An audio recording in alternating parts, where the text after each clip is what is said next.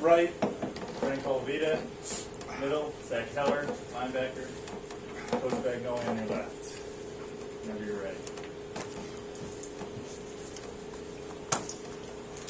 Coach, at least in the first half, Billy and Ryan were rotating out at quarterback. What was the thinking behind that today?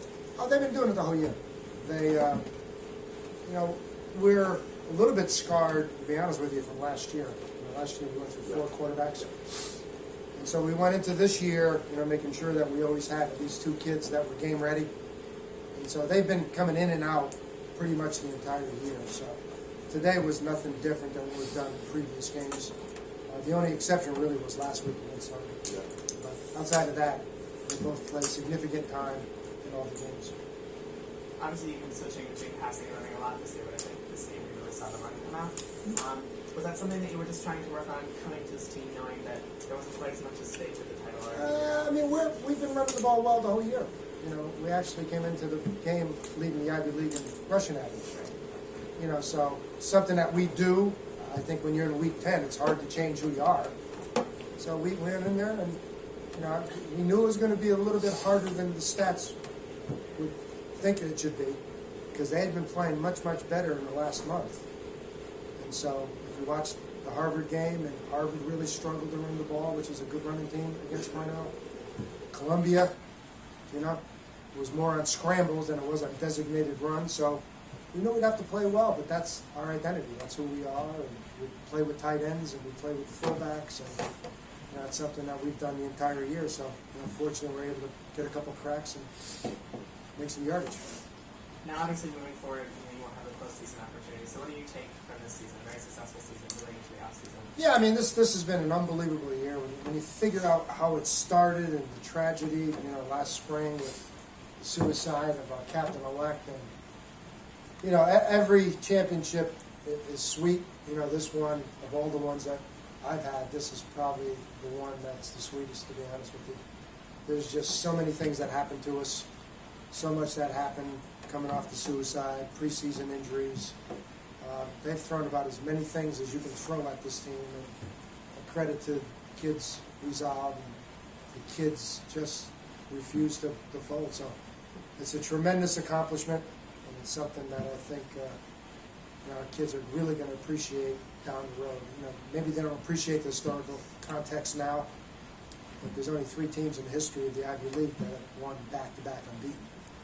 And so it's a credit to these guys. They did a great job. You guys have any reflection on that? It's honestly unbelievable for us. I know a lot of us, certainly as a senior class, we lost one of our brothers, and it took a lot for all of us to come out and keep working and keep going at it, And I think right now, the feeling that we all have right now is something that we'll probably never have again for the rest of our lives, And just to work hard at something and to achieve it and to do it the way you wanted to do it was, it's unreal. And I think all of us really are just truly, kind of in the happiest state that we've been in, even better than last year right now. So. Do you think that?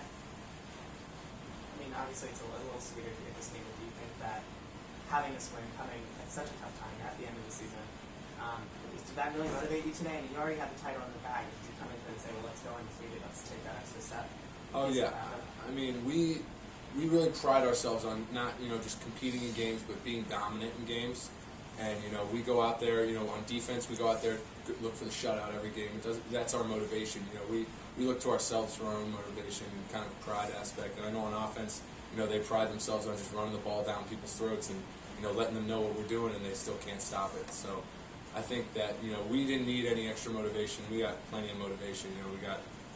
We're playing for a lot more than just a title right now. Brandon, you ran for 3 scores today. Can you talk about the O-line and what the look was just after getting the ball? Honestly, most of the time when I end up scoring, it's the O-line, it's the fullback, the wideouts that are doing the job. Usually I only have to make one guy miss, just lower the shoulders, and you know what? It's all on them. I can't take much credit for that. So. How are you guys? As players, thinking, first drive of the game, Cornell has the ball, they fumble it, Eric picks it up. What's your thought at that point? How are you looking at that and saying, okay? I think it was important for us to come out and start the game early, and kind of, display our dominance on defense. And, you know, the first play to get a turnover, I think you can't really script anything better. And, you know, I know on defense that just gives us more confidence. And I think right now as a group, we play with probably more confidence than anyone, at least in our league, I know. And, you know, if you just give us stuff like that to get us boosted and keep us motivated, I think that, you know, it continues to, you know, just keep working hard and, you know, not letting the other team get really anything.